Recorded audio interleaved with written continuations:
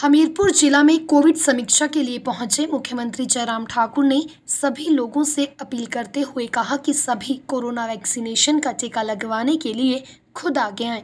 वहीं हिमाचल प्रदेश में बढ़ते कर्ज पर जयराम ठाकुर ने कहा कि प्रदेश में बढ़ते कर्ज के लिए कोविड को दोषी नहीं ठहराया जा सकता, लेकिन उन्होंने माना कि प्रदेश पर लगातार कर्ज बढ़ता ही जा रहा है। उन्होंने कहा कि जब पार्टी सत्ता में आई थी तब 48,000 करोड़ का कर्जा था, लेकिन कर्ज के लिए पूर्व की रही सरकारें भी जिम्मेदार हैं। आम जनता को कोविड के समय आर्थिक मदद के मुद्दे पर मुख्यमंत्री ने कहा कि आज की परिस्थितियां मदद करने के अनुकूल नहीं है और अगर सरकार के पास संसाधन जुटते हैं तो इस पर विचार किया जाएगा। प्रदेश में बढ़ते संक्रमण के बीच राशन के डिपो में बायोमेट्रिक प्रणाली से सामान दिए जाने के सवाल पर मुख्यमंत्री ने कहा कि कोरोना के चलते बायोमेट्रिक प्रणाली पर सवाल उठे हैं, लेकिन सरकार जल्द ही नई तकनीक का प्रयोग करके इसका हल निकालेगी। वहीं मुख्यमंत्री जयराम ठाकुर ने कहा कि प्रदेश में स्वास्थ्य सुविधाओं से कोई समझौता नहीं किया जाएगा। इसके लिए बकायदा बजट में भी सभी मेडिकल कॉलेजों में MRI और CT स्कैन की मशीन लगाने का प्रावधान किया गया है। उन्होंने बताया कि हमीरपुर मेडिकल कॉलेज में PP मोड पर CT स्कैन के लिए जगह का निरीक्षण हो चुका है और जल्द ही इसे स्थापित किया जाएगा। वहीं उन्होंने पूर्व में रहे 2 मुख्यमंत्रियों द्वारा प्रदेश से बाहर कोविड का इलाज करवाने का उनका निजी फैसला करार दिया है। वहीं हमीरपुर जिला में पानी की कमी को लेकर मुख्यमंत्री जयराम ठाकुर ने कहा कि अभी सूखे की स्थिति नहीं बनी है। उन्होंने कहा कि हमीरपुर में कुछ जगहों पर जल स्तर कम हुआ है, लेकिन पानी का संकट नहीं है। उन्होंने कहा कि समीक्षा बैठक में सूखे की स्थिति पर भी चर्चा कर पूरी फीडबैक ली गई है। इससे पहले मैं अगर और बात कहूँ, मैं आप सबके माध्यम से हिमाचल प्रदेश के सभी भाई बहनों,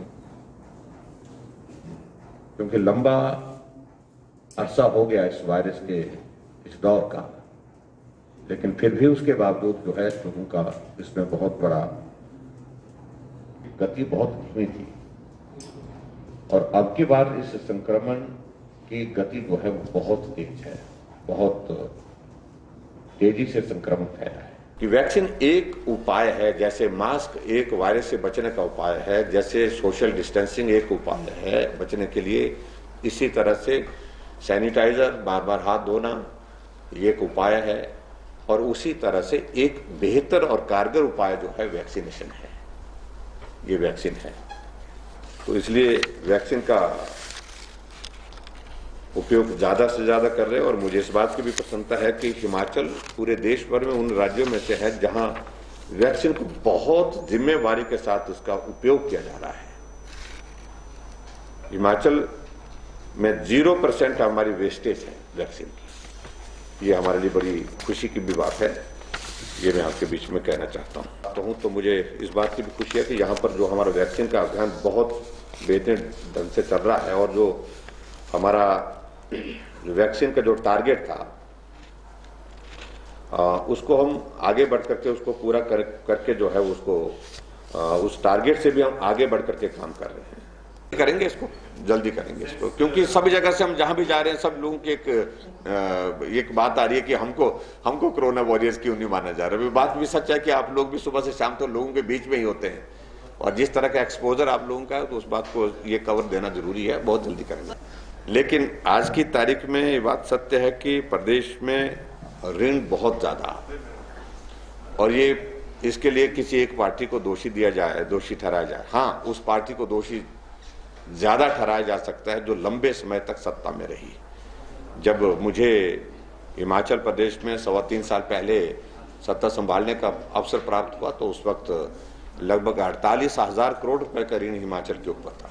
तो इसलिए स्वाभाविक रूप से इस दौर में जो परिस्थितियां हैं, ऋण लेना किसी भी सरकार के लिए अब व्यवस्था है, चाहे ये है चाहे वो है, जो वर्तमान स्थिति है चाहे वो आने वाली परिस्थिति है।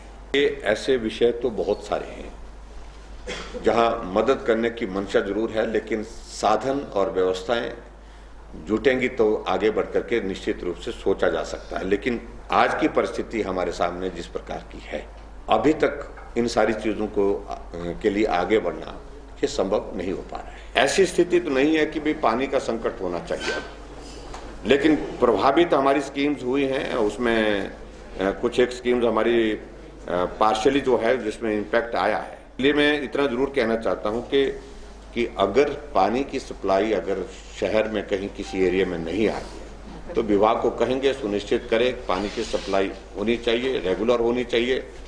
और अभी तक कम से कम ऐसी परिस्थिति नहीं है कि हमारे पास पानी का संकट है, पेयजल संकट जो है हिमाचल प्रदेश में है, और हमीरपुर में तो अभी की तारीख में बिल्कुल ऐसी स्थिति नहीं है।